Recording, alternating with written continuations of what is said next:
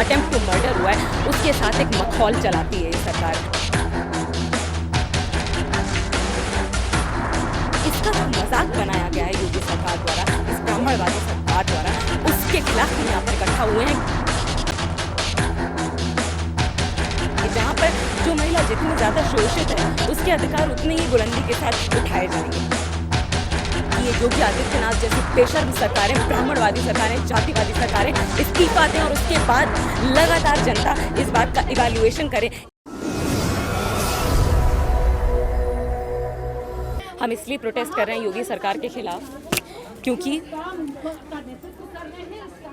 14 सितंबर को इस लड़की के साथ, दलित लड़की के साथ गैंग रेप होता है।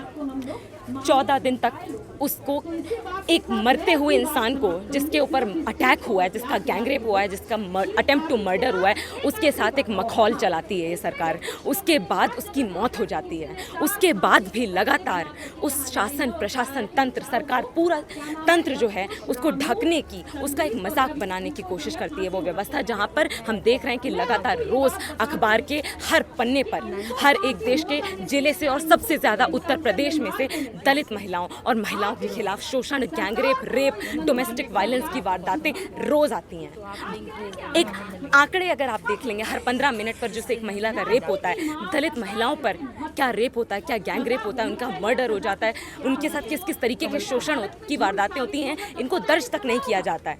तो इसका जो मजाक बनाया गया है योगी सरकार द्वारा, इस ब्राह्मणवादी सरकार द्वारा, उसके खिलाफ हम यहाँ पर इकट्ठा हुए हैं क्योंकि हम सीधे सीधे अभी तक सरकार जो बेशर्मी कंटिन्यू रखते आ रहे हैं उसको संदेश देना चाहते हैं कि इस्तीफे से कम हम नहीं मानने वाले हैं इस बार। क्योंकि ये जो लड़ाई है, ये लड़ाई एक दिन की नहीं है कि आज हाथरस का रेप केस हो गया इसलिए हम यहाँ पर मौजूद होकर ये प्रोटेस्ट केस कर रहे हैं। हम ये लगातार इस आंदोलन से इसलिए जुड़े हुए हैं क्योंकि ये समाज हर साल दर साल महिलाओं के खिलाफ जो शोषण की वारदातें हैं उसमें केवल वृद्धि देख रहा है।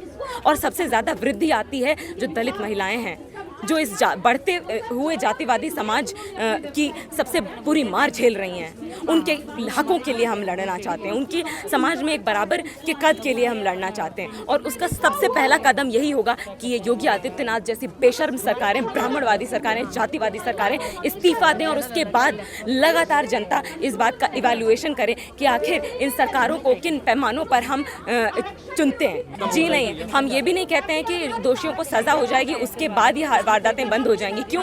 क्योंकि सरकार का केवल एक फॉर्मेलिटी करने वाला रवैया होता है। जो ये एसपी डीएसपी को सस्पेंड किया गया, ये केवल मामले को शांत करने की एक कोशिश की गई है। हमने वीडियोस देखे हैं अभी किस तरीके से 12 गांवों की सवर्ण पंचायत रखी जाती है और ये तरीके के बयान दिए जाते हैं कि हम तो उनके कुएं का पानी भी नहीं पी सकते हैं, हम उनकी लड़की को क्या छुएंगे।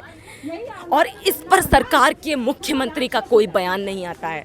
उस तरीके की सवर्ण पंचायत रखी जाने दी जाती है। ये अपने आप में एक संकेत है, ये अपने आप में एक स्टेटमेंट है पूरे देश में किस तरीके से कि एक मुख्यमंत्री, एक ब्राह्मणवादी मुख्यमंत्री योगी आदित्यनाथ अपने प्रदेश की महिलाओं, दलितों, शोषितों के साथ खड़ा होना छोड़ दीजिए, उनके घरों को जलने देगा, उनके खिलाफ हद से हद बुरी घटनाएं, शोषण की हर घटना को होने देंगे, लेकिन आवाज़ नहीं उठाएंगे। तो इसीलिए इस तरीके की बेशर्मी के खिलाफ हम व्यवस्थागत जो बदलाव लाए जाने चाहिए उसकी हम यहाँ पर एक वकालत करते हैं। क्योंकि ये जो जातिवाद है ये केवल योगी आदित्यनाथ के इस्तीफा देने से ख़त्म नहीं हो जाएगा।